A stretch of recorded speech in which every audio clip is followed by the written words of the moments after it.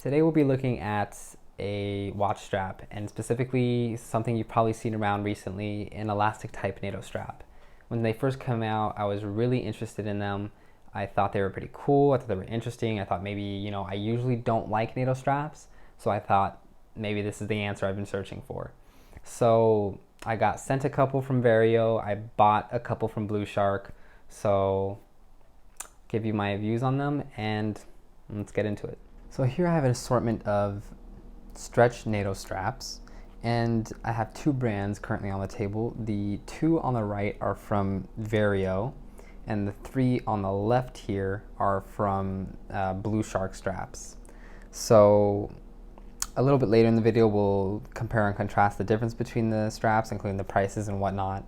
But for now we're just going to be taking a look at the type of strap in general because I think it's a pretty cool one. Starting with this strap on the Collins here, we can see this one is a very nice light gray. This is a Blushark strap, and I wanted to point this one out because you can very much see the texturing or the type of style that the strap has within it.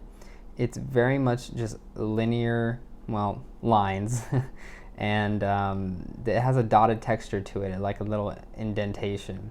So it's a very subtle texture, a very nice texture, and I think because of how subtle and just small the kind of weave is, it allows the Nato to be dressed up, dressed down. You can put it on a dress watch like this Grand Seiko or this Vario, or you can put it on a tool watch like this Collins here. And something I really like about these stretch straps is just how comfortable they are. They, as the name implies, are able to stretch, and it just allows a really good fit on the wrist. It allows you to go to a hole probably a little tighter than you normally would, so that just allows for your wrist to be as not for the wrist sorry so that just allows for the fit to be as ergonomic as possible. Now another thing I like about these straps is if I put this on the wrist, and I was wearing my Tudor earlier, I like these straps because they can make a bigger watch such as this Collins, which is 40 millimeters, about 48.5 lug to lug, which is pretty much the extremity for my 6.5 inch wrist. It makes a larger watch like this wear well. It brings it really close to the wrist because the fabric is thin. It brings it close to the wrist, and because you can get such a tight fit with the stretchiness of the strap, it allows it to just sit as well as possible. I mean, as well as it possibly can on the wrist. So I think that's a really nice thing about these straps, a very comfortable thing about these straps, and allows you to make that large watch look a little more proportionate. Another thing I really like about these straps, if I take the Grand Seiko here in the middle, is that this watch has 19 millimeter lugs, but this is a 20 millimeter strap. And although other Natos in general can, you can fit or wedge a 20 millimeter into a 19 millimeter spacing, I feel like with a stretch strap it's even more comfortable to do so. Sure, if you're just looking at it dead on, you can see there is some fabric overlap on those lugs, but I really don't think it looks too bad, and I think there's a nice trade-off between, sure, there's a little extra fabric, but the comfortability that the strap adds to the watch, the amount of colors that you can add to the watch, it just adds a nice little option for those with 19 millimeter watches who have a very, very scarce supply to choose from. And again, like I said, I think on the wrist, it just wears so beautifully, so low to the wrist, so comfortably. And yes, slight overlap there, slight overhanging, but I don't think it looks bad by any means. And look at that, the symmetry with the center line matching the symmetry of the markers. It just looks good, and it adds a nice colorful play to your collection, and strap collection and watch collection.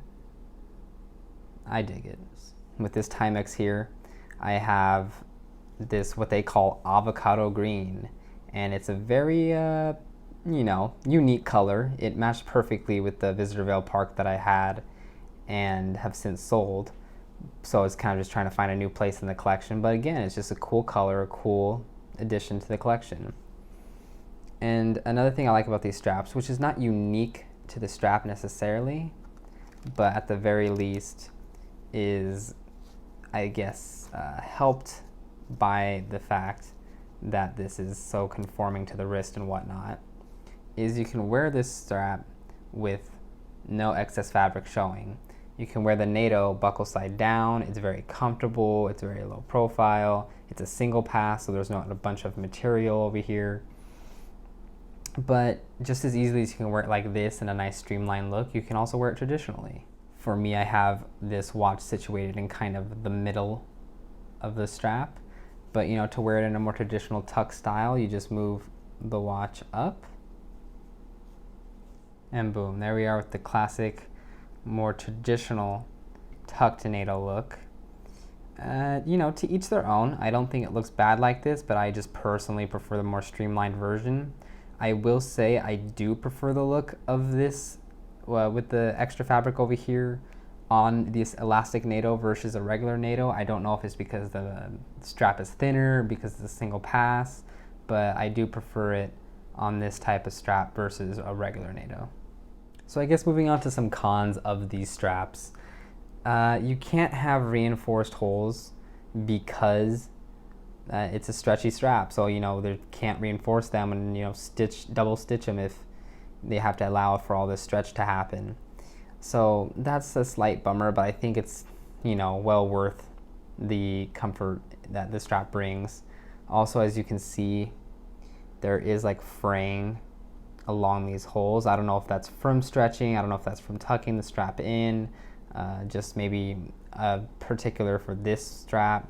You know, as I bring this strap over here, no fraying on this one yet, but you know, it probably varies from model to model.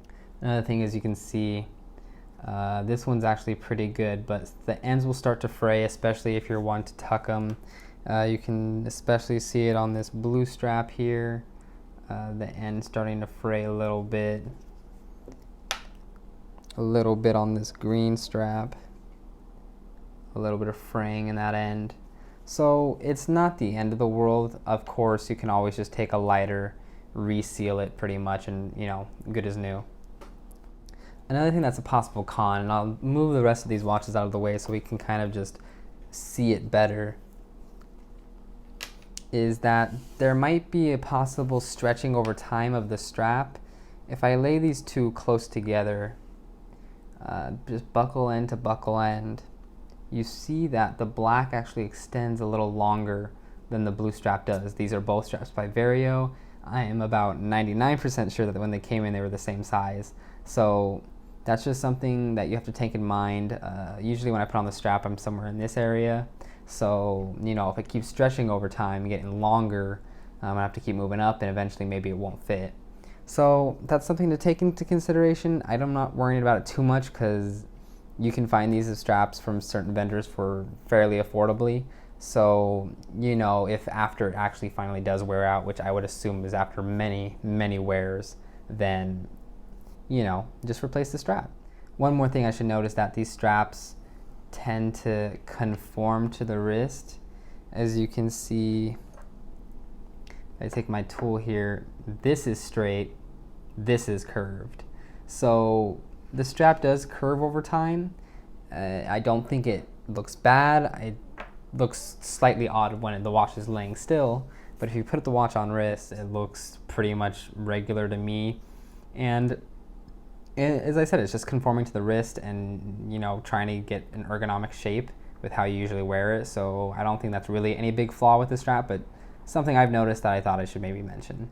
So as I have two different brands here, let's compare them. The right one is a Vario branded strap, and the left one is a Blushark strap.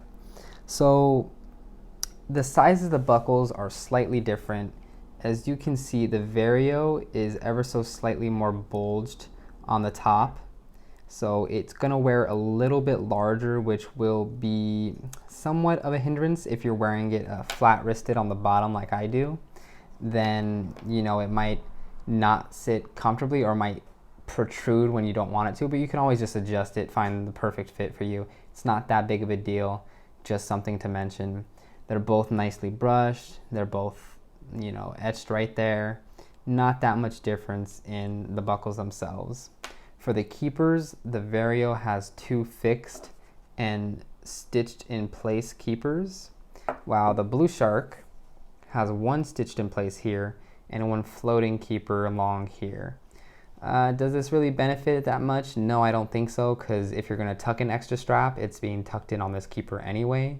So I feel like this keeper should be floating versus this one, but you know, it's a nice addition and something, I guess, that they thought about and thought would be useful, so just something to mention. One slight difference is that if we look at the holes of the strap, if you can see that the Vario has more circular holes, while the Blushark has more square oval holes. So small difference. And then in total, the Vario has 13 holes, while the Blushark has 15. So a little bit more adjustment and actually a little bit more length, because the Blushark is ever so slightly longer than the Vario strap is. Not a big difference, but something that is there. Another slight difference is, for some reason, the Blushark, I don't know if the end is slightly thinner or what exactly is happening. It looks as if, just to my eye here, that the Vario might be more stitched on the end or heat sealed to a greater extent, but the Blushark tucks easier under in with excess fabric. It tucks back in easier versus the Vario. Sometimes you have to fiddle with it a little bit more, and it just depends, I think, variation from strap to strap. On the Vario branded watch I have here, the black strap tucks in perfectly, but this blue strap has a little problem sometimes. So there's really not that much difference between the two straps. They're very similar in finishing, very similar in, pretty much identical in the fabric, and they feel the same on the wrist. The hardware is very similar. The lengths are very similar. The difference is the price. So the Blusharks retail for $32, while the Varios retail for $18. Now, it's a big price difference for what I would consider not a very big jump in quality. The Blushark does have a nice thing where if you buy 2 straps, you get 1 free. So technically, if you buy 3 of these Blushark straps, which is what I did, you get it at, I think it comes out to around $21 per strap, which makes it a lot more comparable. But Vario has a similar kind of thing where if you buy 3 straps, it's like 15% off your full order. So that brings them down to like 15 and change for each strap. So no matter what, the Varios are going to be cheaper. Blushark's going to be more expensive. It's really a matter of taste. For me, I'm cheap, so you know I'm going to go with the cheaper option. One thing I will add is that Blushark straps do have a lot more color variety. So like I showed earlier, that avocado green strap on the Timex that I have here, this is only found at Blushark. So sometimes you can't go the cheaper route because maybe they have a color option you really want. So boom, that's why you go with Blushark. But yeah, again, I think these are just awesome straps. I think you really should try one no matter what brand you go with. They're just really nice to have, fit very comfortably, and just really a nice addition to any collection, I feel like. But yeah, thanks for watching.